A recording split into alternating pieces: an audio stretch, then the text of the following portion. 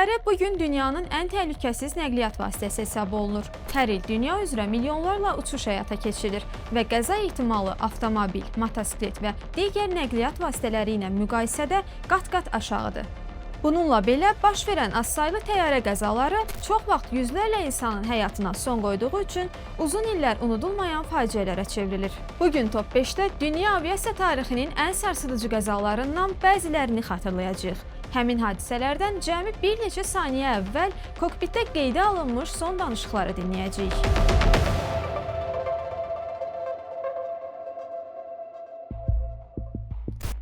1985-ci il avqustun 12-sində Yaponiya hava yollarına məxsus Boeing 747 təyyarəsi Tokyodan havaya qalxdıqdan cəmi 12 dəqiqə sonra güclü partlayış baş verdi. Bir müddət öncə düzgün təmir olunmayan arxa təzyiq bölməsinin sıradan çıxması nəticəsində quyruq hissəsi qopan təyyarənin hidravlik idarəetmə sistemi iflic oldu. Pilotlar demək olar ki, idarə olunmayan təyyarəni 32 dəqiqə havada saxlamağa nail olsalar da onu xilas edə bilmədilər. Təyyarə dağa çırpıldı və 520 nəfər həyatını itirdi. Qəzadan 4 nəfər sağ qurtuldu. Bu hadisə bugünə qədər bir təyyarənin iştirakı ilə baş vermiş ən ölümcül aviasiya qəzası hesab olunur. Qəzadan bir neçə saniyə öncə kokpitdə yaşananlar isə faciənin dəhşətindən xəbər verir.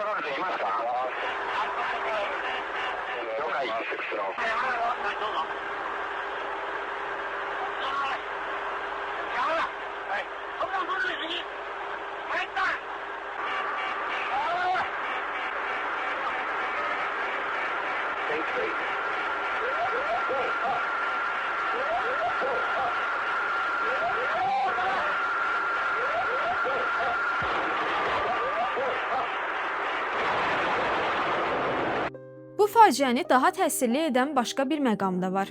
Təyyarə yarım saat havada qaldığı üçün bəzi sərnişinlər yaxınlarına vida məktubları yazmağa başlamışdılar. Sonradan hətta 7 səhifəlik bir vida məktubu da tapılmışdı.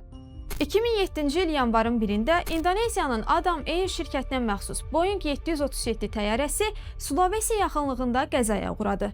Təyyarədə olan 102 nəfərin hamısı həyatını itirdi. Araşdırma göstərdi ki, uçuş zamanı naviqasiya sistemində nasazlıq yaranmışdı. Pilotlar isə problemi aradan qaldırmağa çalışarkən ardıcıl səhvlər etdilər. Avtomatik idarəetmə söndü və təyyarə nəzarətdən çıxdı. Bir neçə dəqiqədən sonra təyyarə qəzaya uğradı. Jangan dibelok ini, kita kayak begini. Captain.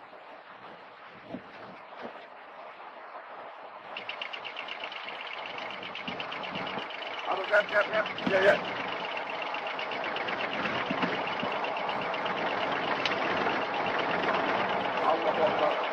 Allahu Akbar. Allahu Akbar.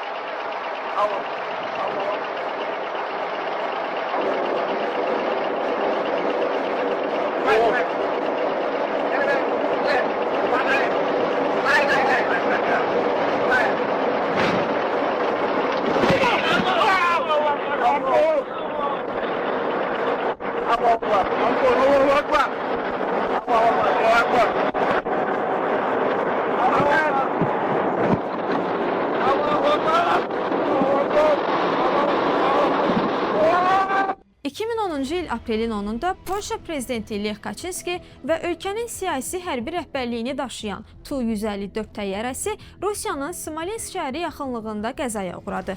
Qəza nəticəsində təyyarədə olan 96 nəfərin hamısı həyatını itirdi. Araşdırmalar göstərdi ki, faciəyə qatı duman şəraitində eniş cəhdi səbəb olmuşdu. Bu hadisə Polşa tarixinin ən ağır dövlət faciələrindən biri kimi qiymətləndirilir. Terrain ahead. Pull up. Terrain ahead. Pull up. Very rough target. Pull up. Контроль высоты горизонт. Hold up.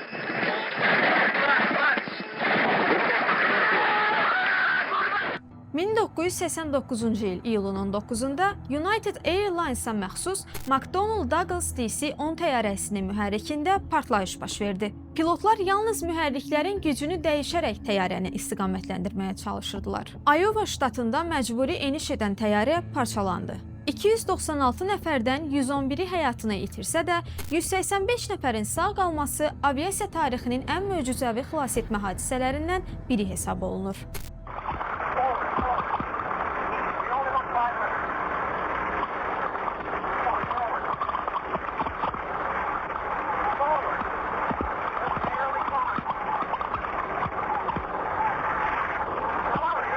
We're going down, right?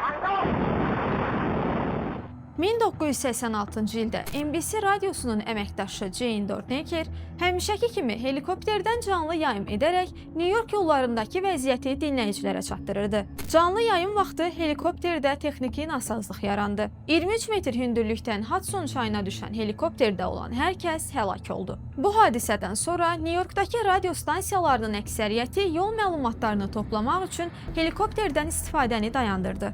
Fire at Hudson and Canal Street. It has been cleared about heading to New Jersey. The outbound Lincoln Tunnel looks a lot better for you in New Jersey. Get the water! Get the water! Get the water! Okay, we're going to play some music here, I think. Find out what's going on with the helicopter. Belə dostlar, hər həftə elm, texnologiya və ümumi dünya görüşü ilə bağlı ən maraqlı məlumatlarla tanış olmaq üçün kanalımıza abunə olun. Həmçinin gündəlik paylaşdığımız bir-birindən maraqlı xəbər və məlumatları Instagramda Alt 404 səhifəsindən izləyin. Səhifəmizin linkini videonun aşağısında paylaşmışıq. Başqa mövzuda görüşəcəyik. Hələlik.